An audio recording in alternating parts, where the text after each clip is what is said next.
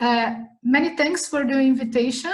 It's always a pleasure to talk about meiofauna in the Amazon region.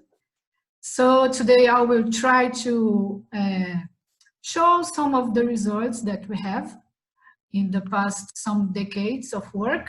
For me, only the last decade, only 10 years here. So I will talk about what we know and what we don't know. Many things we don't know, I should say to you. So what is the Amazon region? What is the Amazon biome? So maybe when someone thinks about Amazon region, thinks about the forest, the Amazon River. So we have a very large biome, two times India, 10% of the world biodiversity, and many different ecosystems, many different environments here. You can find pretty much everything here in the Amazon region. Of course, the most important is the Amazon River, very long, 15% of the world's total river discharge, and has hundreds of tributaries and streams. So for me, it was a little bit strange in the last week's presentation when I saw a very empty thing on the map about Amazon streams. So we have a lot of them. Probably the literature is not available, is mainly Portuguese. It's the main problem, probably. So we have a very large freshwater region, and we have, of course, a coastal region, a coastal zone, which is also influenced by the Amazon River, I should say to you. So it's very, if you consider the coastal region, most part of it has a very large freshwater input. So salinity is a key question here in our region, okay? So how is the Amazon region? We have more than 3,000 millimeters of rainfall every year. And most of it, like 78%, it happens only in 2 or 3 months. So, and the other part of the year, we have very quick rains, strong, heavy tropical rains, but it's only 15, 20 minutes and then it's over and it's really sunny. So for this reason, we have two distinct seasons. A rainy season, we call it Amazon winter, but it's not cold at all. And we have a dry season. And this have a very strong effect because the river discharge changed a lot during the year. So during the rainfall, we have a very high river discharge, which influences the coastals even more than during the dry season. And of course, affects the salinity of the region. Very low variation of temperature in our region, never less than 20 degrees, but most of the time more than 30. We have a very large continental shelf, of course, because of the Amazonas River, it's effect of that. And we have macro and megatides. So it's like 6 to 12 meters. So mostly close to the Amazonas River, we have macrotides. And in extreme north of Brazil, we have megatides. I just sharing with you a map with red spots. These are the places where we have samplings. We already sampled. Some of them are not mine, so there are previous works. For example, these red spots in the continental shelf are from the 80s, a very old work.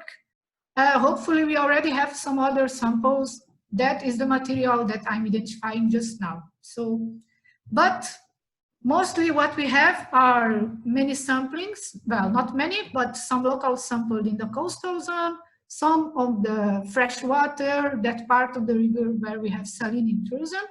And we have this special point here, but it's only a taxonomical study. This is the original site of this very emblematic nematode species, Quinonculus satleris. Some of the nematologists will probably already heard about it.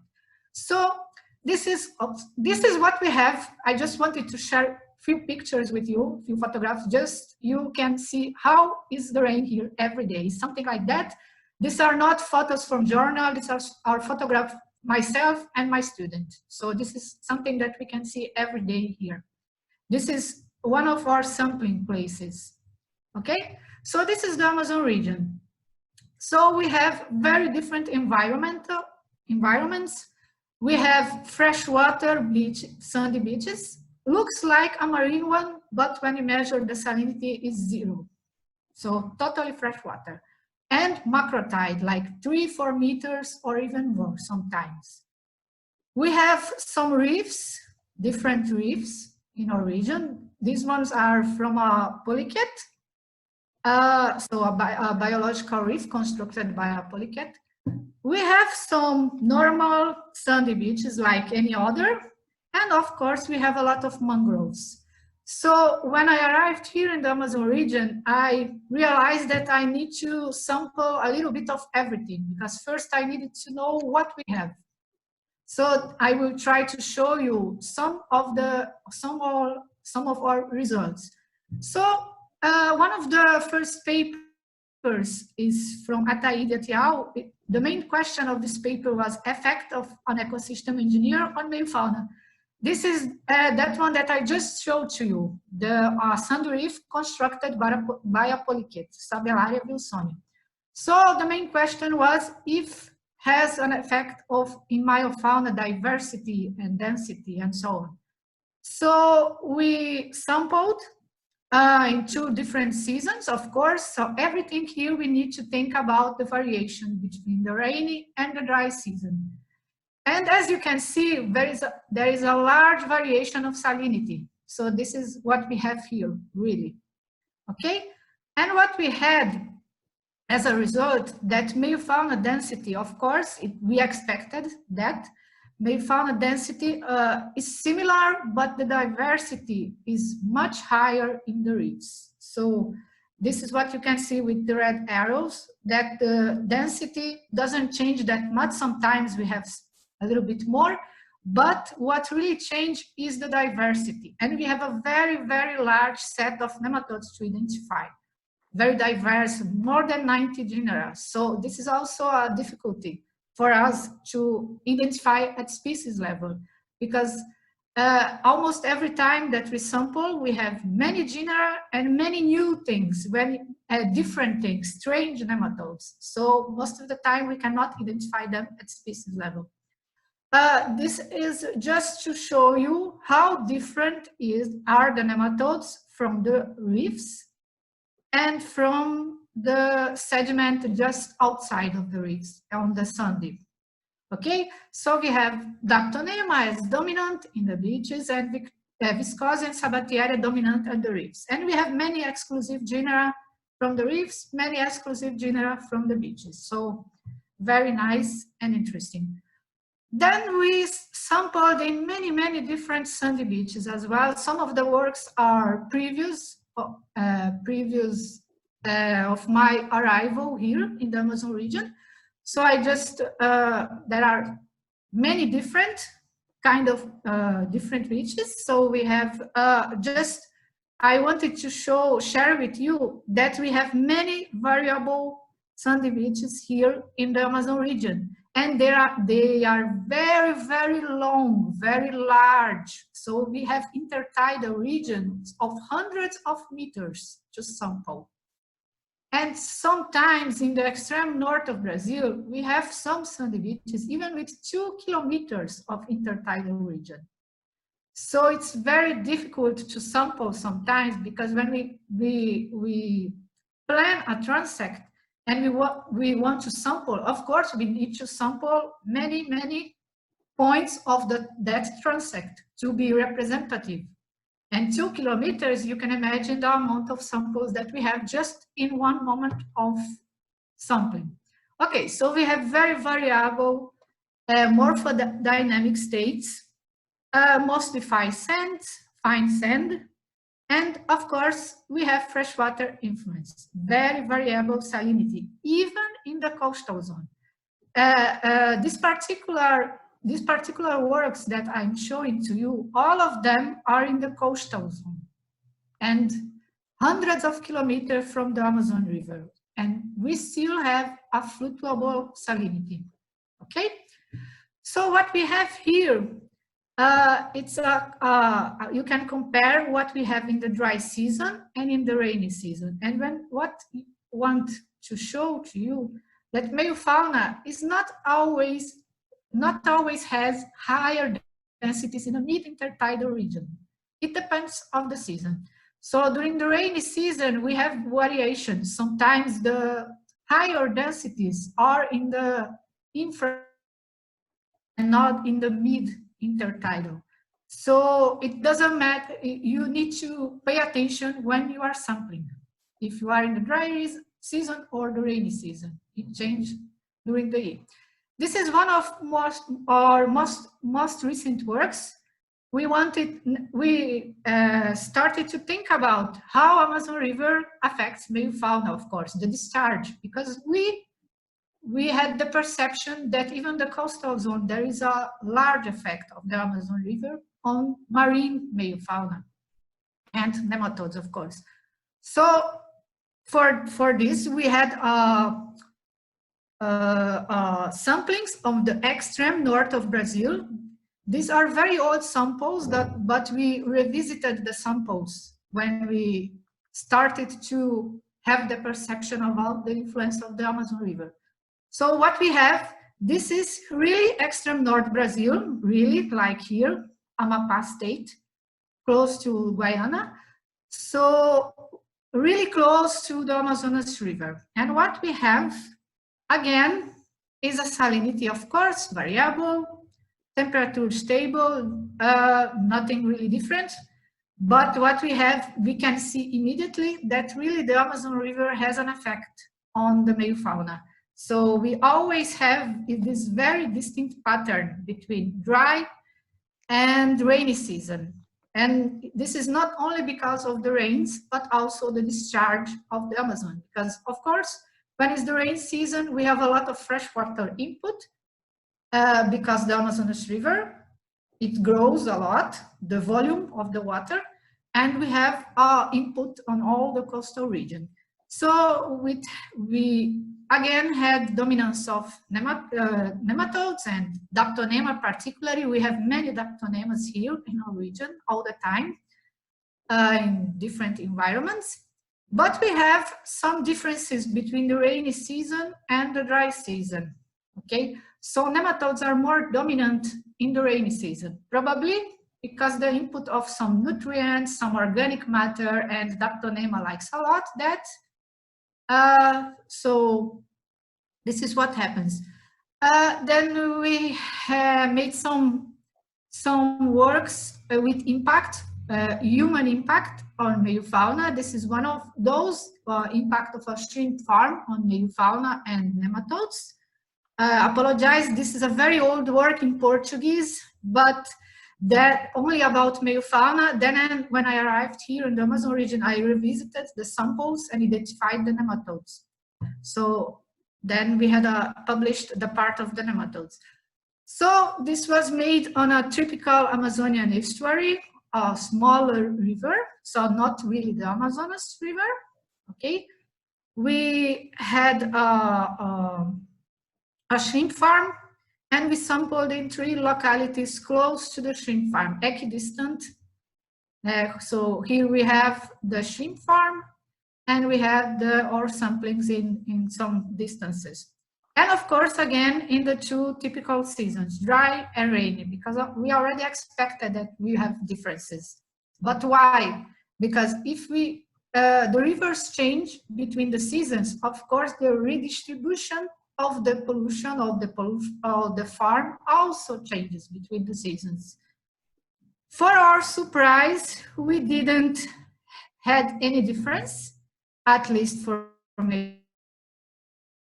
meiofauna. We think that exactly this hydrodynamic of the Amazon region redistributes, and we cannot really see a pattern between dry and rainy season. I mean, not really an impact of the shrimp farm itself, but only the impact of the seasonal changes of the dry versus rainy and the river discharge.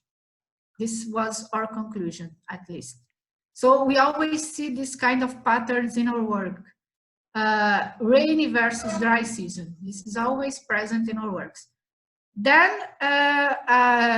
our most recent works, one of the works is this one, about impact of tourism on meiofauna and nematodes. This is not yet published, it was submitted. Hopefully we will have published it in this year. So what we try to, this was a very curious work because I just went to the sandy beach to enjoy a sandy beach. And then I saw this kind of thing with cars. But when you see it, come on, this cannot be possible. It has an effect on meiofauna, has an effect on macrofauna and benthos. So then I returned later to São Paulo. We chose three beaches on urban, which is exactly that one. You can see here in the photo. We had an intermediary where also you can go with your car. So it's allowed to go with your car, but has less cars than the urban one. And we have a control one where it's forbidden to go with your car in the beach. So we have a we can see the response of presence of cars, of course, and beachgoers. We can see the control. We have not cars at vehicles of any kind, different from the urban and the intermediary, especially during the vacation period. We sampled 4 different months. So we sampled before July, we sampled June, we sampled July, which we call the vacation period because many people goes there. The kids are not in the schools and this and that. And we have 2 other months after 1 and after 2. And we can see the difference really of the people that go to this place. And of course, we had a high impact of the density on meiofauna and nematodes.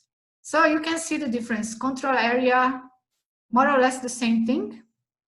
There is no real change. These letters A to G are the locals on or transect on the intertidal region. Okay, so what you can see is that there is no variation between the different periods of sampling. But when you look at the urban area and the intermediate area, you immediately can see the differences. So after 2, when the vacation finished and we had some time later, you can see the animals, the meiofauna returns. So this is the main result. And last, I started to think about freshwater nematodes here, freshwater meiofauna, because I'm in the Amazon region. I cannot not study the freshwater part. So first we try to see if there is a influence of saline intrusion on freshwater meiofauna. So this is also a submitted work. Hopefully we will have it this year. And so the main question was how salinity intrusion affects freshwater meiofauna. So what we did was sample in an island called Cotijuba Island. Cotijuba Island is in an exact place where the salinity intrusion can reach the freshwater part of this estuary. This is a sandy beach with occasional saline intrusion. It's a place local with mesotite and has a very strong variation of low and high discharge of the Pará River, of course, related to the rainy and the dry season. So here you can see what I'm talking about. So we had samplings from September to July, and you can see that the rainfall changes. And when the rainfall changes, even that minimal salinity goes to 0 immediately. Okay, so this is what we had. And of course, we had a response of meiofauna. So saline intrusion changes meiofauna community. We have lower densities, but higher diversities in periods of saline intrusion. And why it changes? Because change density and change the composition of the nematode genera. For instance, we have some genus like Sulinopolis who prefers the times when we have more freshwater input, for instance. So we have really differences. So these were only small examples of what we are studying and what we know already in Meiofauna region. What I can say to you, we have many questions myself to Amazon region, but some patterns that we already can see. The first and most important, that we have a very different effect of rain and dry season. And sometimes it's difficult to detect the influence of other factors because this is so strong that we cannot see the others. We have, of course, an impact of salinity, and you should measure it even in the coastal region. It matters which season you collect. So the meiofauna distribution on the intertidal zones can change just because of the season, okay? And temperature has not impact. Really small variation. In all of our sampling studies, we measure temperature all the time. We measure temperature, we measure salinity, but we always see that temperature doesn't change, okay? So what we don't know, many things. So our next steps, our major problem is still the same, identification at species level. We need to sampling through freshwater habitats without any marine influence. This is a challenge now because I'm a marine nematologist and I needed to study freshwater nematodes. Now I'm a little bit more familiar with them, but not that much. We want to study some impact of mining activities in Meiofauna. One of my PhD students is doing that. And we want to, of course, study the fantastic Meiofauna of the Amazon Reef, the continental shelf. This is the samples that I'm identifying just now. I have a microscope here in my home just now. So this is the material I'm working now. Okay, so sorry for the very quick presentation and many details I know, but this is what I could say in 15-20 minutes. Thank you for your attention, and I need to say a special thanks to my students because I'm not working alone, and I have a very young, enthusiastic group of students in my lab. Okay, so thanks very much for your attention.